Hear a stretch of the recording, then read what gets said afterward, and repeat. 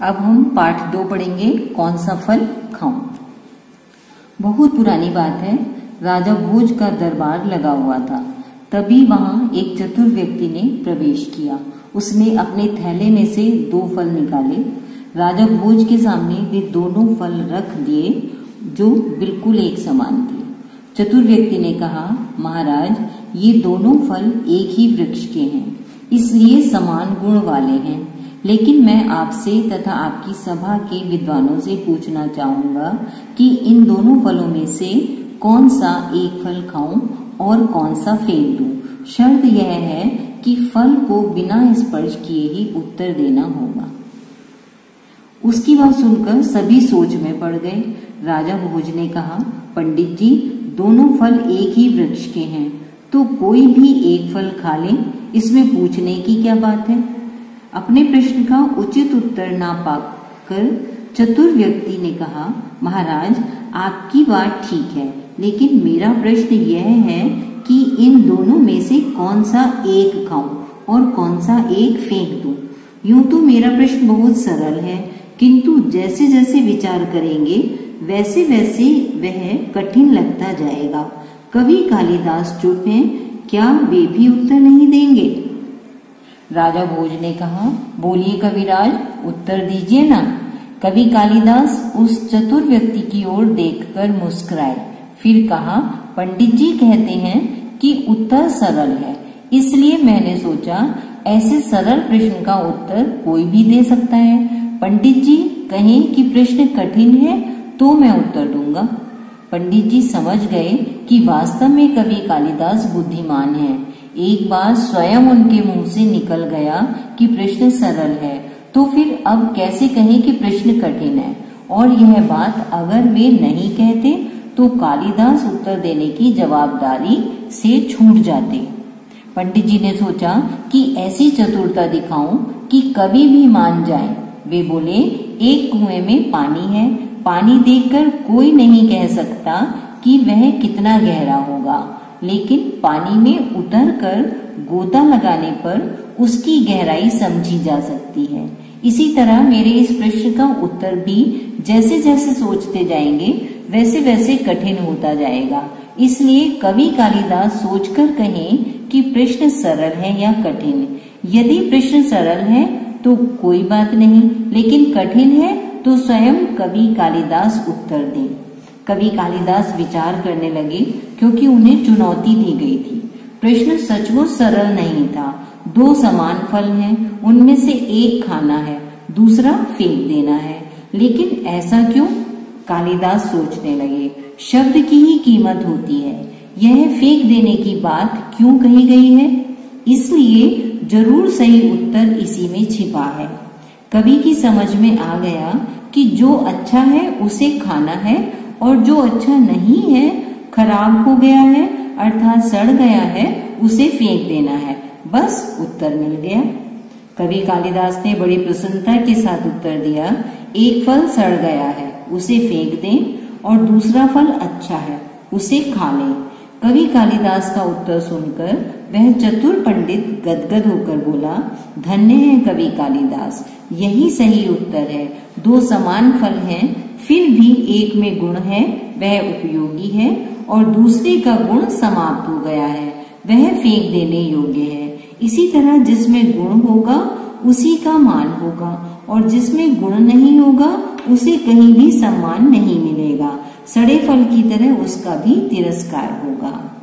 कहानियां बहुत आसान है, सरल है, लेकिन इसमें ये आपको समझना है कि जो गुणवान होता है, जो अच्छा इंसान होता है, उसकी सब जगह कदर होती है, उसे सब जगह सम्मान मिलता है। लेकिन जिस व्यक्ति में गुण नहीं होते, जो इंसान स्वभाव से अच्छा नहीं होता, उसे कहीं भी सम्मान नहीं मिलता, उसका हर जगह तिरस्कार होता है। इसलिए अपने अंदर अच्छे गुणों को लाना चाहिए और अच्छे गुण ग्रहण करने की कोशिश करनी चाहिए। Now I will explain lesson Chinu and Chang. Once upon a time there lived a gentle mouse in a village. His name was Chinu. He had a friend living in a distant town. One day Chinu invited his town living friend Cheng to his village home for dinner. Cheng accepted the invitation. एक बार एक gentle चूहा एक गांव में रहता था और उसका एक फ्रेंड था, उसका नाम चैंग था। एक बार चीनू ने अपने फ्रेंड को, शहर में रहने वाले अपने फ्रेंड को जिसका नाम चैंग था, उसको खाने पर अपने घर बुलाया। When Cheng reached Chinu's home, Chinu opened his adjust it with the tax heart and soul in honor of his town friend. He served a variety of tasty food, peas, barley, cheese and nuts, but Cheng did not used to eat them, so he only picked at the food. जब Chang घर पे पहुंचा, चीनू के घर पहुंचा, तब चीनू ने बहुत खुले दिल से अपने फ्रेंड का ऑनर किया, उसका स्वागत किया और उसको खाने के लिए मटर, बार्ली, चीज, नट्स, ये सब चीजें उसको खाने के लिए ऑफर किया। लेकिन क्योंकि चैंग जो था वो इन सब चीजों को खाने के लिए यूज्ड टू नहीं था, इसलिए उसने केवल खाना ही खाया। In the evening, Chinu took his friend for a walk. Cheng got bored seeing trees, farms and rocks all around. At night, he exclaimed, "My dear friend, how can you lead such dull life? I prefer streets filled with houses, shops, people and cars instead of these lonely woods and rocks. You are simply wasting your time and energy here. Come to the town someday. I will show you what's life." No, I am happy with my simple and peaceful life, said Chinu. But Cheng convinced him and simple Chinu agreed to go with his friend. एक दिन शाम को चीनू अपने friend को लेकर घूमने के लिए निकला। चैंग क्योंकि शहर में रहता था वो बोर हो गया, वहाँ के ट्रीज को, फार्म्स को और वहाँ के जो पत्थर पड़े हुए थे उनको देखकर वो बहुत बोर हुआ। रात को एकदम वो चिल्लाया, "मेरे मित्र, तुम कैसे डल लाइफ यहाँ पर जीते हो?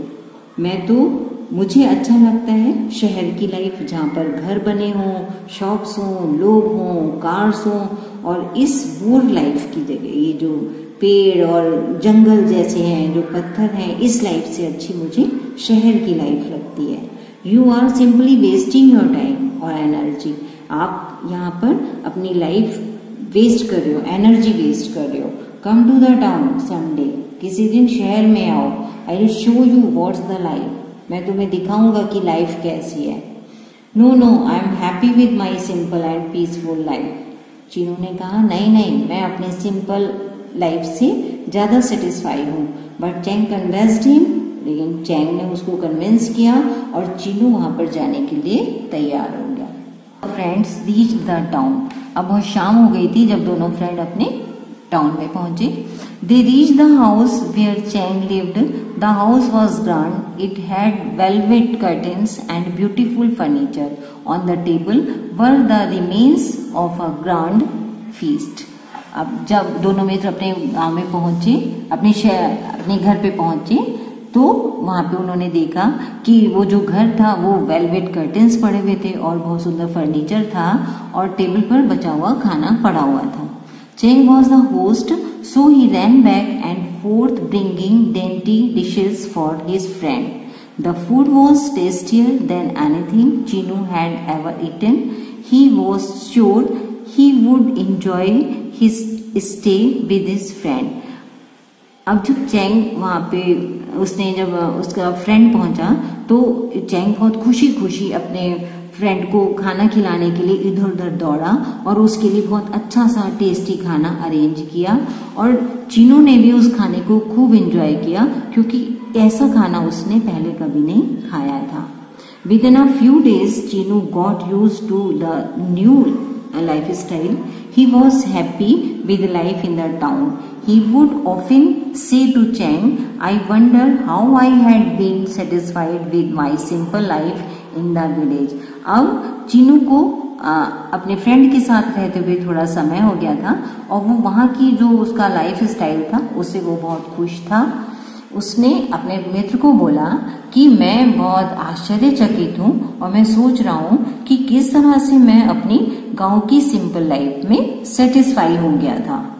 One day both the friends were eating the leftover from the big table in the house. Suddenly the door opened. A group of ladies and gentlemen entered the room. The two mice jumped off the table in great fright. They hid themselves in a dark corner. After the people of the house went to sleep, the two friends crept out. Suddenly the pet of the house, which was a dog, ran fast from the room. Again they had to go back to the corner in greater fear than before. They were too scared to go near the table again. Both of them went hungry to bed that night. Chinu thought of his simple life and eating habits of his place.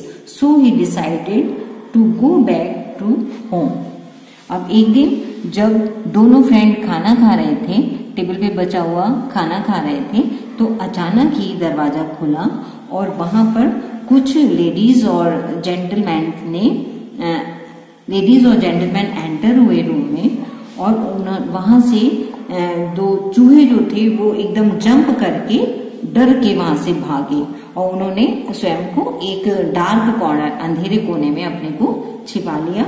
और जब वो लोग सोने के लिए गए तब वे फिर से बाहर आए, क्रैप करते हुए, रिंग करते हुए फिर से बाहर आए और उस घर का जो डॉग था वो एकदम उनकी तरफ दौड़ा और उन्होंने फिर से अपने को उसी कॉर्नर में फिर से अपने को छिपा लिया। लेकिन इस बार जब वो छिपे थे तो पहले से ज्यादा डरे हुए थे। They were too scared, क्योंकि वो बहुत डरे हुए थे और वो दोबारा उस टेबल के पास जाने के लिए हिम्मत नहीं कर रहे थे। दोनों फ्रेंड्स उस रात भूखे ही सोए। अब चीनू ने सोचा कि अब चीनू जो था वो अपनी उस सिंपल लाइफ को सोच रहा था, उसकी जो खाने की हैबिट्स थी उनको सोच रहा था और उसने डिसाइड किया कि अब वो अपने गांव वापस। After a long time, when everyone in the house was asleep, the two friends came out. Chinu said goodbye to his friend. Before leaving, he said to Cheng, "If this is the fine way of living in the city which is full of terror, would best prefer to have only my simple barley bread in my village where there is peace and security. To your dainty dishes with the sword always hanging above head. You are always welcome to my village home, my friend."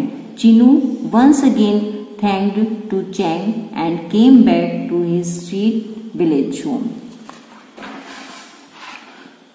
After a long time, थोड़े समय के बाद जब घर के सब लोग सो गए तब दोनों फ्रेंड्स बाहर आए और चीनू ने अपने फ्रेंड को गुड बाय बोला और वहां से जाने से पहले उसने अपने मित्र से कहा कि अगर तुम्हारे शहर में रहने का यही तरीका है तो मुझे अपना घर ज्यादा, अपने गांव की लाइफ, मैं अपने गांव की लाइफ को ज्यादा प्रिफर करता हूँ। सिंपल बार्ली ब्रेड, वहाँ की जो खाना है सिंपल बार्ली ब्रेड है और जो विलेज की लाइफ है, जो पीसफुल लाइफ है और जो सिक्योर्ड लाइफ है, मैं उसको प्रिफर करता हूँ और तुम्हारा मेरे घर पे हमेशा से वेलकम।